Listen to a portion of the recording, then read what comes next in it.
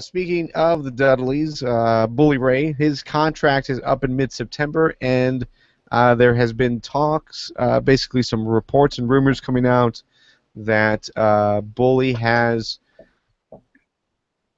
approached the locker room, basically saying, my contract's running out, and it doesn't look like, things aren't going well as far as negotiations. I might be leaving. So if that's the case, like he said his goodbyes and everything, uh, overall, it doesn't look fruitful. It doesn't look like they're going to reach a deal with Bully Ray. So if he is in fact on his way out, would you consider his departure being a bigger deal than AJ Styles?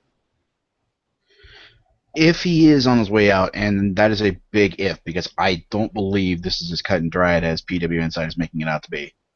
I think comments are being misconstrued. I think Bully Ray would have been saying, if this doesn't work out, I just want to let you know that I've really enjoyed working with you guys. Because this is apparently the same meeting that he and John Gaburik assured the locker room that TNA was just fine. So I don't think he would follow that up immediately with, "Oh, we're fine, guys, we're fine. Oh, by the way, I'm jumping ship." I don't think that happened. But considering the possibility, if Bully Ray were to leave, I don't think it would have the same impact that AJ Styles did. Bully has been an integral part of TNA for a little while now, but TNA could definitely survive without him. It would suck that he'd be gone, but if TNA can move on and do as well as they've been doing without AJ, they can do that without Bully too. I mean, they can move on. I mean, there's no doubt about that. They're going to have to. It's inevitable.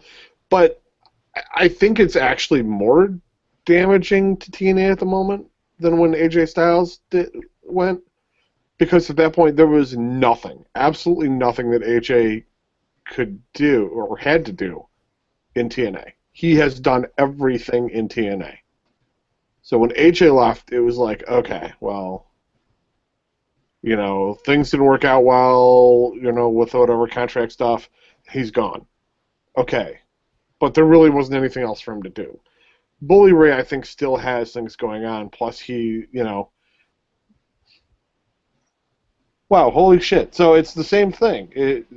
Get into a feud with Dixie when your contract's running out, and there goes your job? Because that's what happened to AJ, right? The Claire Lynch deal? Well, that was right before he left. All the home invasion shit.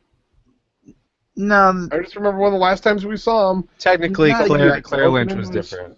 Yeah, technically, Claire Lynch was months before that, but yes. yeah, that was the start of a 2-year angle. That was like well before the point where AJ actually left. No, okay. It all after Aces and Eights, everything blurs together. Yeah, I can understand. That really did fuck the time-space continuum. Yeah, with Bully, I see what you're saying as far as there are still things that Bully might do, but none of them would really match up to what he's done.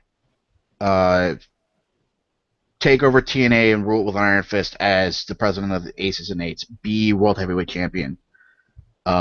Put Dixie through a table. The only things he really hasn't done is be TV champion so he can be a Grand Slam champion. And there is no TV title right now, so he couldn't really do that if he wanted to. X Division. That would be a hell of a transition. The way I see it, Bully's resolved what he's been doing. Like, he put Dixie through a table. That storyline's ended.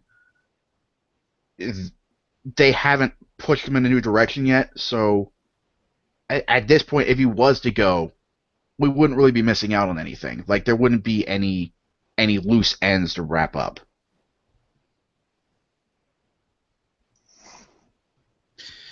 Well, I'm gonna disagree. I mean, the thing is, we know We know that Bully has basically been working backstage as well. He's not just working in the ring, but he's helping the booking community. He's working as a road agent. He's kind of have his fingers in different things, trying to keep TNA doing well. So you wouldn't just be losing an in-ring guy; you'd be losing a backstage guy. And as far as his in-ring stuff goes, I mean, he was basically he was your world heavyweight champion for quite a long period of time. He was basically the head of Aces and H, which ran rumshot over TNA for a year and a half, 2 years almost. And then he was just involved in like this major story with Dixie Carter. And he's basically like your top face.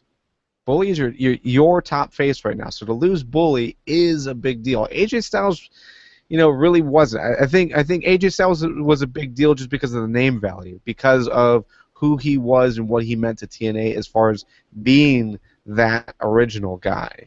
Being like the backbone of the company, as far as our perception goes. But Bully, just how he's been treated on TV, I think is a much bigger deal than AJ. And at the same time, don't forget he's going to be inducted in the Hall of Fame in October.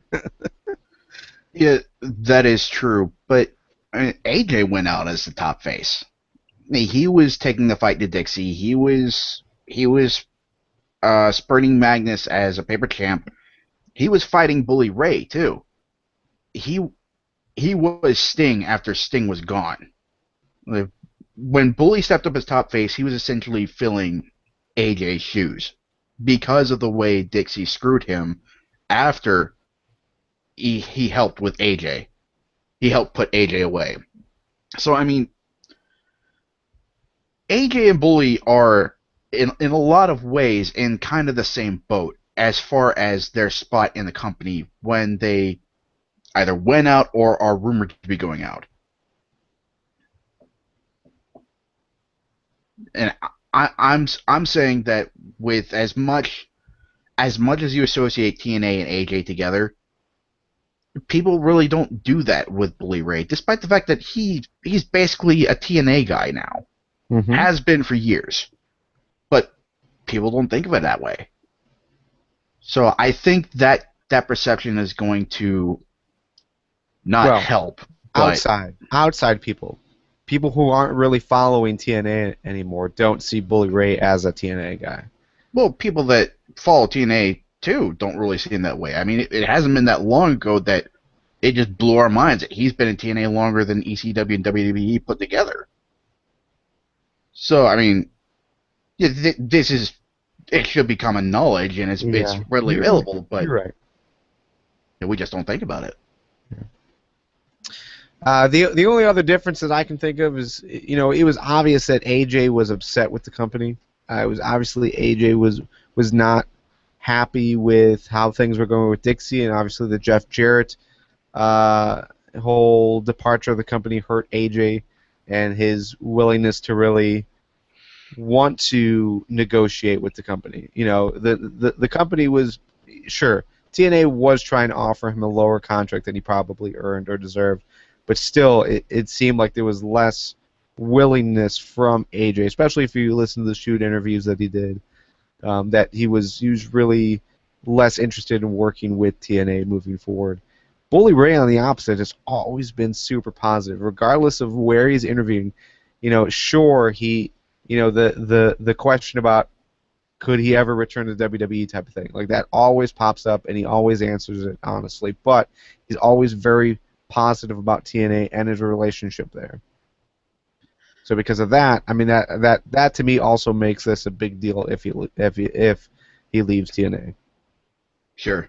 And that same outspokenness is the biggest reason I don't buy the way PW Insider is telling the story, because he's always had that reputation as an outspoken guy. He doesn't care who he pisses off, he's going to tell you what's what. And I just don't believe that if Bully Ray's planning on leaving, PW Insider is going to be the first to report it. Like, I think if Bully is planning on leaving, he's going to say it. Sure, but is he going to say that before his contract goes out? You know, I don't know. I agree. It's weird how we get like these little bits and pieces of information from backstage, which should be staying backstage, but it is also awkward. You know, like if he is in fact leaving, and I think it was like mid-September. It is odd that we're getting like he's having this speech now, and not closer to that end.